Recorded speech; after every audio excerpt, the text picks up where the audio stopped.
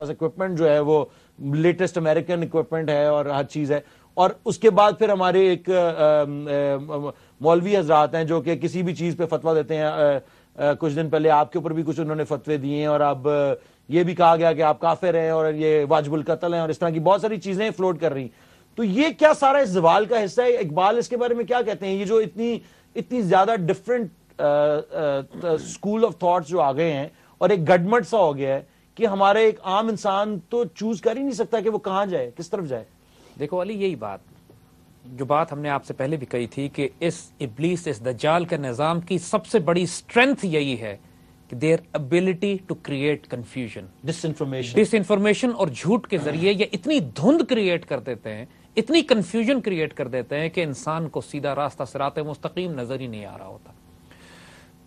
تو یہ جو چینلز صاحب جو ہمارے پاکستان کے اپنے نیوز چینلز اور خاص طور پہ یہ اس طرح کی ڈاکٹرین کو یہ لوگ بھی کیا اس نیکسس کا حصہ ہیں؟ دیکھیے بہت سارے لوگ اس سسٹم میں نادان دوست کی حیثیت سے رکھتے ہیں, بہت دانا دشمن بھی ہیں جی, اور بہت سے لوگ نائیو ہیں, بے وقوف ہیں, جینوئنلی برے لوگ نہیں ہیں جی, اچھے لوگ ہیں, لیکن وہ سسٹم کنڈیشننگ کی وجہ سے یا سمجھتے نہیں ہیں سسٹم کو, یا ابھی اتنے آپ کو اتنا مضبوط نہیں پاتے کہ اس سسٹم کو ریزسٹ کر سکے. سو وہ اس سسٹم کے ساتھ گزارا کرتے ہیں. وہ نیپولین نے کہا تھا کہ if you don't like a law, follow the law, then reach at the top and then change it yourself. وہ نیپولین کا تھا.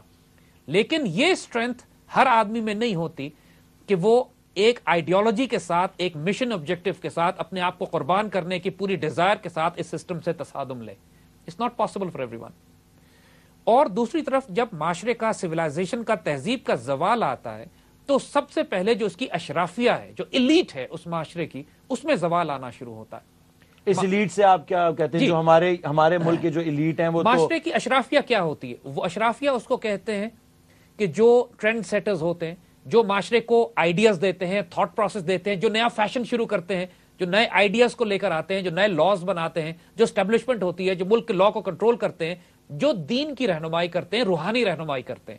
یعنی اس میں ریلیجیس ایلیمنٹ بھی ہے, اسپرچول ایلیمنٹ بھی ہے, اس میں پالیٹیشینز بھی ہیں, بیوروکریسی بھی ہے, رولرز بھی ہیں, آرم فورسز کی قیادت بھی ہے, اور سب زوال پذیر ہیں ہمارے نظر میں, اسکالرز بھی ہیں, دانشور جنہیں آپ کہتے ہیں, اور وہ لوگ جو اوپینین میکرز ہیں, اور آج کی دور کے لحاظ سے یہ میڈیا کہلاتا ہے. تو یہ سارا اشرافیہ ہوتا ہے پوری معاشرے کا. جو معاشرے کے 99% افراد ہوتے ہیں وہ بھیڑ بکریوں کی طرح ہوتے ہیں کہ جو اپنے معاشرے کے ٹرینڈز کو فالو کرتے ہیں, جو اپنے ڈے ٹو ڈے سروائیول میں اتنے مصروف ہوتے ہیں کہ ہائر ویلیوز کی طرف ان کو جانے کا موقع ہی نہیں ملتا. تو اللہ کے بندے معاشی قحط سے, اکنامک کرائسس سے اتنا پریشان نہیں ہوتے جتنا قحط الرجال سے ہوتے ہیں. قحط الرجال کا مطلب ہے کہ انسان ختم ہو گئے. جو آج کے دور میں آپ دیکھتے ہو کہ لوگ پریکٹیکلی پوچھتے پھرتے ہیں کہ لیڈرشپ کہاں سے آئے گی, کوئی ہمیں اچھا اسکالر بتا دیجئے جس سے ہم جا کے بات کریں, کوئی اسپرچول گائیڈ آج مل جائے ہم کو. آج کیوں حضرت معین الدین چشتی اور حضرت نظام الدین اولیاء جیسے بزرگ ہمیں نظر نہیں آتے؟ کیوں ہمیں احمد بن حنبل, مالک اور شافعی جیسے, امام ابو حنیفہ جیسے علماء نظر نہیں آتے؟ کیوں مجدد الفسانی جیسے علماء نظر نہیں آ رہے ہمیں؟ کیوں علامہ اقبال جیسے دانشور پیدا ہونا بند ہو گئے؟ یہ تمام کی تمام نشانیاں ہوتی ہیں کہ معاشرہ بذات خود ایک زوال پذیر معاشرہ ہے, ایک زوال اس میں آیا ہوا ہے, اور اس کو ایک ریڈیکل انقلاب اور ریولوشن کی ضرورت ہے. دیکھیے یہ پرابلم اقبال کے دور میں بھی تھی. اس زمانے جب اقبال نے شاعری کی ہے تو ظاہر ہے اس معاشرے کا انہوں نے پورا ڈائگنوسس کیا ہے, پورا علاج کیا ہے.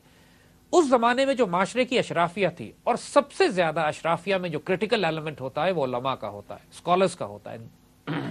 اسکالرز اگر کرپٹ ہو جائیں, اسکالرز اگر کمپرومائز کر جائیں, اسکالرز اگر بادشاہوں کے درباری ملا بن جائیں, اسکالرز اگر وہ بن جائیں کہ جو بادشاہوں کے درباروں پہ کھڑے ہو کے بینیفٹس اور پرکس, پریویلیجز, نوکری, منسٹرشپ اور سینٹ کے انتخابات کے لیے کیمپیننگ شروع کر دیں, تو یہ بڑا تاریخ لمحہ ہوتا ہے. This is dark time. This is very dark time for the nation, for the ummah. اور with this we're going to take a short break and we'll be back very soon.